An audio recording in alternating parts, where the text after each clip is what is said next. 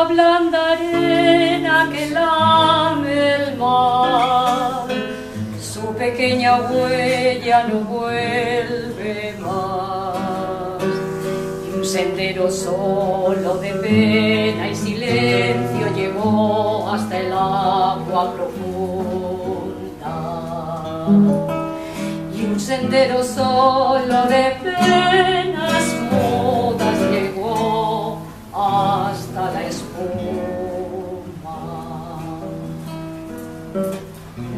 Sabe Dios qué angustia te acompañó, qué dolores viejos cayó tu voz, para recostarte arrullada en el canto de las caracolas marinas.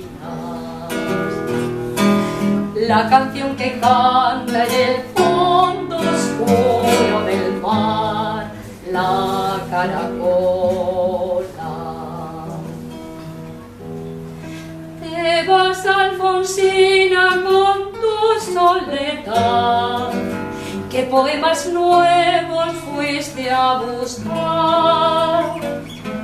Y una voz antigua de viento y de sal te requiebra el alma y la está llamando, y te vas hacia allá como en sueños, dormida Alfonsina, vestida de mar.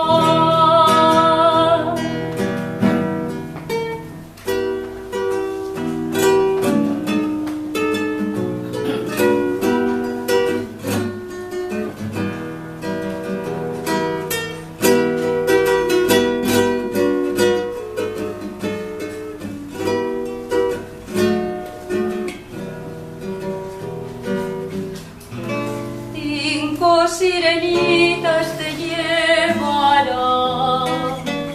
por caminos de algas y de coral.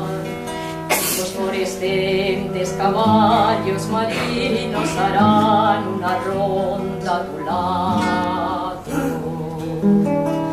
y los habitantes del agua van a jugar pronto a tu lado.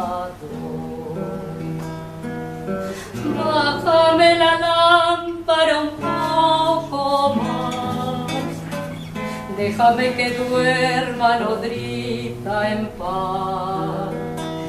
Y si llama él, no le digas que estoy, dile que Alfonsina no vuelve. Y si llama él, no le digas nunca que estoy, di que me he ido.